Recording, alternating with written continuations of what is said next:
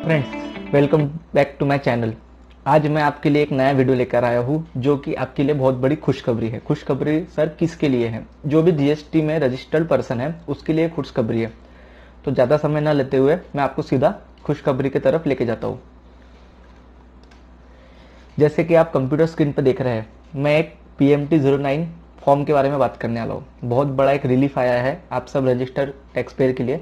इस फॉर्म के डिस्कशन के पहले मैं आपको दो चीजें क्लियर करूंगा। पहली चीज, कैश लेजर और क्रेडिट लेजर में क्या डिफरेंस है। दूसरी चीज, सर हेड मतलब क्या है। अभी आप सुन लीजिए, आपको आगे समझ में आएगा कि मैं पहले ये चीज क्यों क्लियर कर लिया। कैश लेजर और क्रेडिट लेजर में ये फर्क है। क्रेडिट लेजर के बारे में बोलता हूँ। अगर आप एक सप्लायर हो और आप किसी से कुछ चीज परचेस करते हो, तो आप जो भी चीज परचेस करते हो उस पर टैक्स देते होंगे सामने वाले को। तो वो जो टैक्स है वो क्रेडिट लेजर में शो होता है। और अगर आपको कोई प्रोफेशनल या कोई बोलते हैं कि आपको इस बार टैक्स का पेमेंट इतना है, इतना पेमेंट करना है, तो जो पेमेंट करते हो ना, वो एक चालान का पेमेंट आपको कैश लेजर के थ्रू पे करना पड़ता है। एक डिफरेंस है। क्रेडिट लेजर का पेमेंट अपने को करके क्रेडिट लेजर में बैलेंस नहीं आता गवर्नमेंट पोर्टल पे। कैश लेजर को अपन पे करके कैश लेजर में बैलेंस आता है। तो एक बड़ा डिफरेंस है। और दूसरा चीज जो है वो हेड। मैंने 4th नंबर का पॉइंट लिखा है हेड। हेड जनरली दो टाइप के रहते हैं, आपको स्क्रीन पर दिख रहा होगा, मेजर हेड और माइनर हेड। मेजर हेड क्या है? जैसे कि आप एग्जांपल लीजिए कि 4 एक्ट है मेन जो जीएसटी को गवर्न करते हैं। जो मेन एक्ट है, IGST act, CGST act, SGST act, cess compensation सेक्स एक्ट। तो एक्ट्स के 4 पार्ट के अंदर, जैसा अब आप फॉर एग्जांपल ले लीजिए सीजीएसटी। आप सीजीएसटी का जब पेमेंट करते हो ना, तो आपको 4 तरीके के पेमेंट करना पड़ सकता है। एक तो टैक्स में पेमेंट करना पड़ सकता है, एक तो इंटरेस्ट में पेमेंट करना पड़ सकता है, एक तो फीस में पेमेंट करना पड़ता है, या एक तो अदर्स में।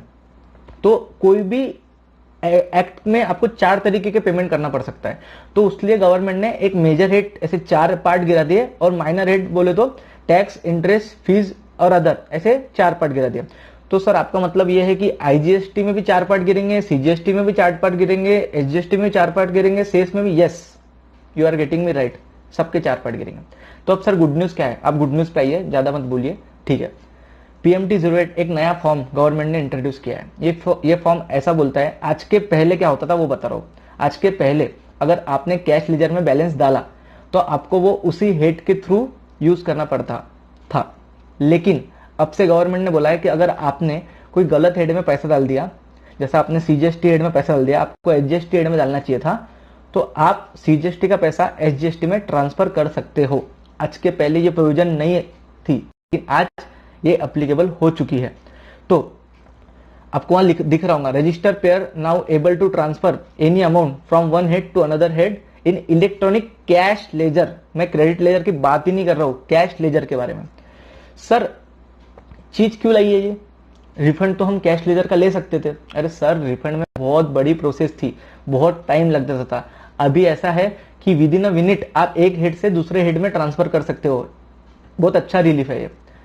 सेकंड चीज, सर इसका रेफरेंस क्या है PMT09 का? आप सीजीएसटी रूल्स में जाके देख सकते हो। रूल 87 रीड विथ रूल 13, आपको समझ जाएगा। सर ये इंसर्टेड 28 जून 2019 का है। गवर्नमेंट ने ये चीज तभी इंसर्ट कर दिया था 28 जून 2019, लेकिन अभी नोटिफाई किया, अभी लाइव किया। लाइव कब किया सर? 21 अप्रैल 2020। 21 अप्रैल 2020 से वो लाइव हो चुका है।